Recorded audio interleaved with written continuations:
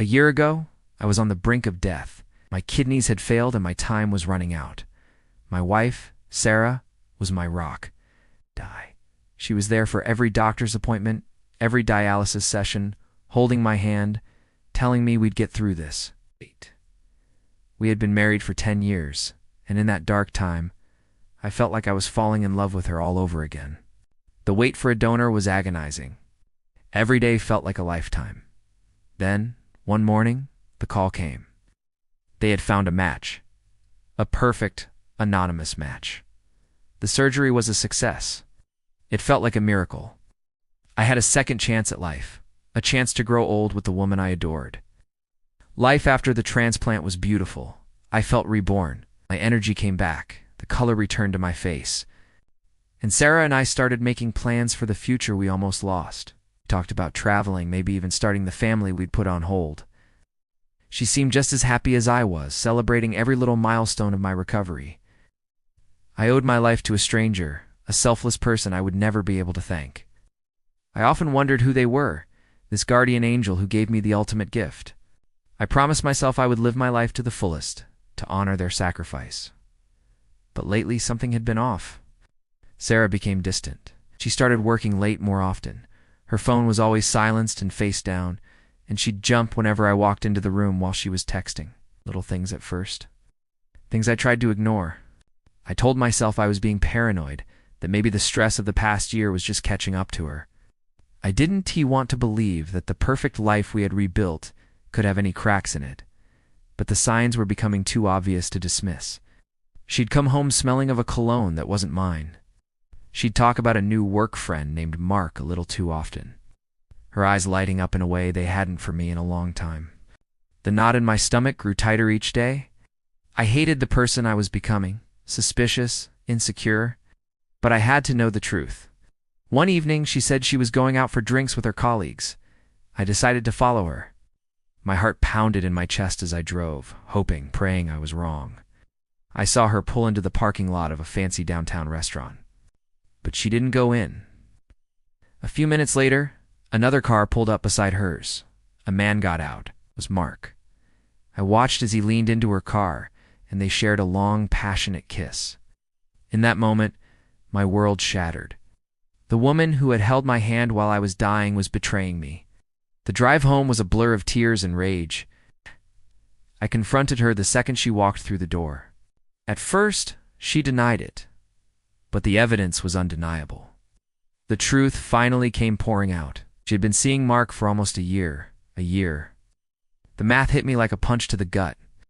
She had started the affair while I was sick, while I was fighting for my life. The betrayal was so profound, so complete, it felt like my chest was caving in. I asked her how she could do this to me, to us, especially during the hardest time of our lives. She just sobbed, saying she was lonely and scared, and Mark was just there. She said it started as a friendship but spiraled out of control. I couldn't listen to her excuses. I packed a bag and went to a hotel, needing space to think, to breathe.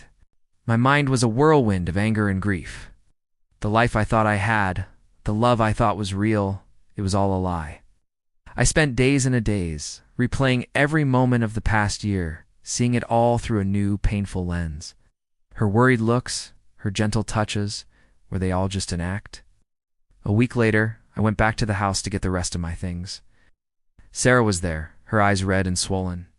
She begged me to stay, to talk, to try and work things out. I told her it was over. As I was packing my office, I found an old box of my medical files from the transplant. I don't know why, but I opened it. Maybe I was looking for a distraction, anything to take my mind off the pain. Sifted through the papers, the endless reports and forms, and then I saw it.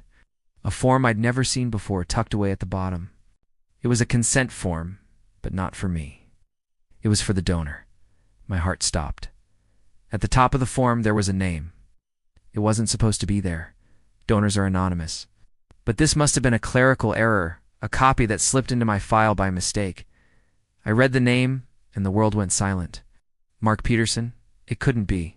It was impossible. I read it again and again. Mark Peterson. The name of my wife's lover. The man who had been sleeping with my wife for the past year was the same man whose kidney was inside my body. The man who destroyed my marriage was the man who saved my life. I just stood there, holding the paper, unable to process the sheer, cruel irony of it all. It was a cosmic joke of the most twisted kind. I confronted Sarah with the paper. When she saw the name, the color drained from her face. The whole story finally unraveled. Mark was a colleague who had offered to get tested as a potential donor when he heard about my situation through Sarah. He was a match. He donated his kidney to me, the husband of the woman he was in love with. And their affair started shortly after, fueled by the secret they both shared. I don't know what to feel anymore. Am I supposed to be grateful to this man? Am I supposed to hate him? Gave me the gift of life, but he also took away the life I thought I had. Every time I feel the dull ache on my side where the scar is, I'm reminded of him. I'm reminded of his sacrifice, and I'm reminded of his betrayal. My wife, the woman I once worshipped, is a stranger to me now. She chose to lie, to live a double life, all while I was recovering from a surgery that was only possible because of her lover. How do you move on from something like this? How do you reconcile the gratitude for your life with the hatred for the person who gave it to you? Part of me wants to find Mark, to scream at him, to thank him, to hit him. Part of me never wants to see him or Sarah ever again. I have a second chance at life, but it's a life built on a foundation of lies and deceit. My guardian angel, the anonymous hero I prayed for, turned out to be the villain in my story. Or maybe I'm the villain in his. I don't know. The only thing I know for sure is that nothing will ever be the same again. My life was saved, but my heart was broken by the very same people. And that's a truth I'll have to live with for the rest of my life.